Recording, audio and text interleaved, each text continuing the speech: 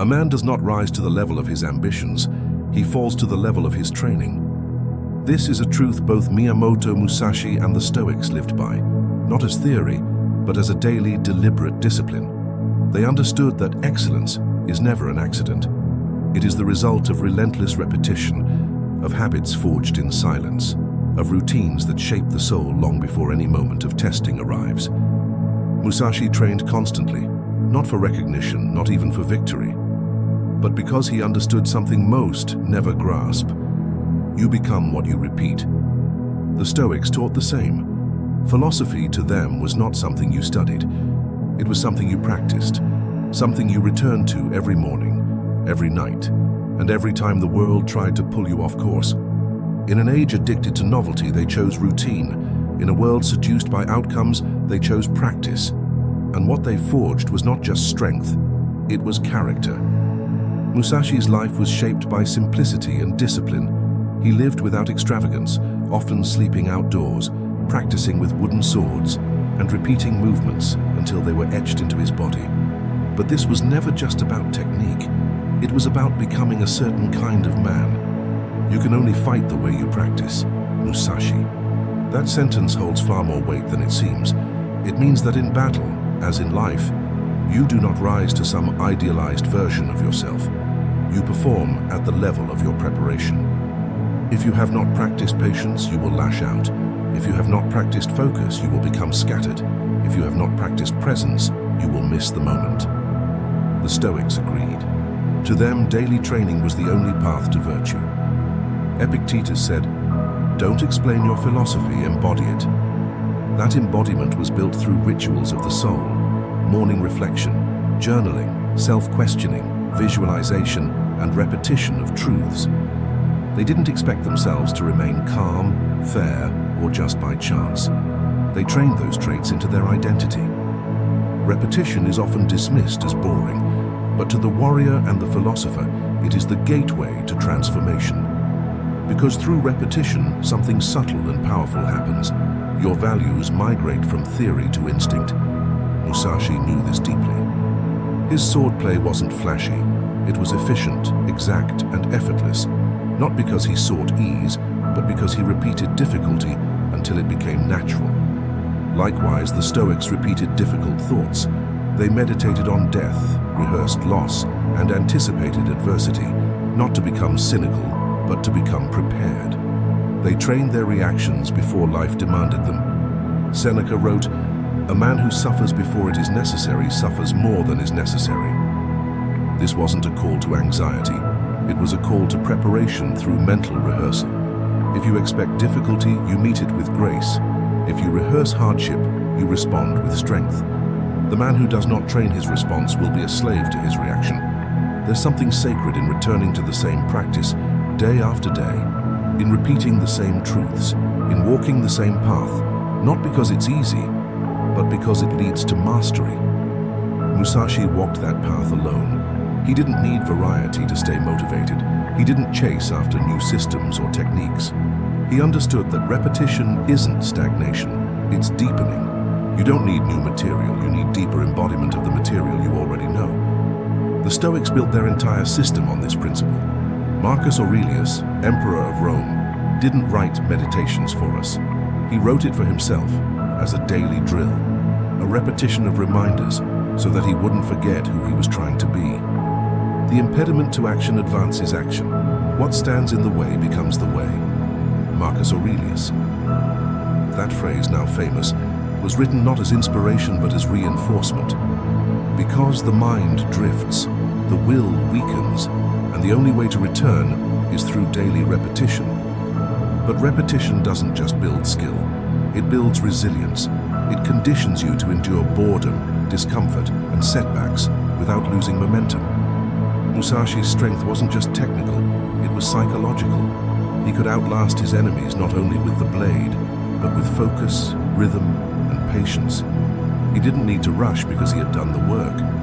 He had trained under pressure, repeated movements in solitude, and stripped away every unnecessary motion. And that's what resilience is, the absence of wasted motion. The Stoics approached this with brutal honesty. They told themselves the truth over and over again. so that when pressure came, they wouldn't lie to themselves. They wouldn't pretend things were easier than they were. They wouldn't be shocked by hardship. What then should we say each morning? I will meet with interference, ingratitude, insolence, disloyalty, but none of these things will harm me. Marcus Aurelius. This was their morning ritual, a repetition not of comfort but of clarity, and over time that clarity became a shield. This kind of training is no longer common. Most people chase novelty, they quit when it's hard, they change direction when the repetition feels dull. But mastery is not built on excitement, it's built on endurance. And that endurance is built by showing up daily. When it's easy, when it's hard, when it's silent, when it's uncertain. Musashi never waited to feel inspired. He trained because that's who he was. The Stoics didn't journal to feel better. They reflected because it was the path to becoming better. And you? If you want mastery, not just of skill but of self, it will come not through moments of brilliance, but through years of repetition. You are what you repeat, not what you intend, not what you hope for, not what you believe in theory. What you do, day after day, is what you become. Both Miyamoto Musashi and the Stoics knew this with complete certainty. And while they came from different worlds, one a master of the sword, the others masters of reason, they arrived at the same conclusion. Daily practice is the gateway to virtue, mastery, and freedom. This second part of our discussion focuses on how to apply that truth, how to develop your own disciplined routine of repetition and refinement, so that excellence becomes your nature, not just your goal. Because in a world of distraction, drama, and noise, the man who repeats his principles daily is the man who stays aligned when everyone else is drifting. 1. Begin with anchoring rituals. Musashi didn't stumble through his mornings. He woke with intention. He practiced, meditated, trained, and observed the rhythm of the world around him. His discipline wasn't built by chance, it was forged through ritual. Though he lived without wealth or luxury, he was rich in order. His life was structured not by external demands, but by inner code. The Stoics followed the same approach. Marcus Aurelius, the ruler of an empire, began his days not with strategy meetings or pageantry, but with a review of his mind. He prepared for what he called the assaults of the day, not through arrogance, but through grounded anticipation. When you wake up in the morning, tell yourself, I will meet with interference, ingratitude, insolence, but none of it can disturb me unless I allow it. You don't need a 20-step morning routine to build strength. You need consistency. Even 5 minutes of quiet reflection, 5 lines of journaling, or 10 breaths of stillness can begin to shape who you are. The key isn't what you do, it's that you do it every day. 2. Choose a core practice and make it non-negotiable. Musashi believed that a warrior's edge came not from having many skills, but from mastering the ones that mattered. He didn't obsess over technique for technique's sake. He sought to internalize principles so deeply that they became instinct. That can only be done through focused repetition. In strategy, it is important to see distant things as if they were close and to take a distanced view of close things. Musashi. This level of vision doesn't come from theory. It comes from returning to the same foundational practices day after day until they no longer need to be remembered because they've become part of who you are. The Stoics practiced this in their journals. They would revisit the same few principles over and over. What is in my control? What virtue am I practicing today? Where did I fall short yesterday? How will I meet adversity with strength? You don't need to chase novelty to grow. You need to choose one practice and commit to it so thoroughly that it starts to replace your old, unconscious habits. 3. Use writing as a daily refinement tool. Musashi didn't just train with his hands, he trained with his mind. His final work, Dokodo, The Way of Walking Alone, was a list of distilled principles written in the last days of his life. It wasn't poetic, it was precise, it was the result of a life spent stripping away the unnecessary. Do not pursue the taste of good food. Do not seek luxury in your life. Do not collect weapons or practice with only one sword. These weren't random sayings, they were reminders, the product of daily reflection. The Stoics also used writing this way. Epictetus didn't write books. but his student Arian transcribed his teachings. Marcus Aurelius wrote meditations as a way to confront himself. Seneca's letters were both philosophical and confessional. You can do the same. Each day, write down one principle you want to embody, one moment you handled poorly, and how you will respond next time. One fear or temptation you are confronting. This repetition builds clarity, and clarity builds strength. 4. Rehearse adversity before it arrives. Musashi trained as if every encounter might be his last. He never relied on perfect conditions. He often entered duels with uneven odds, unfamiliar terrain, or improvised weapons. Why? Because he knew that the world does not conform to your preferences. It confronts you without warning. So he trained to adapt, not react. The Stoics shared this exact mindset. Through premeditatio malorum, they visualized misfortunes before they happened.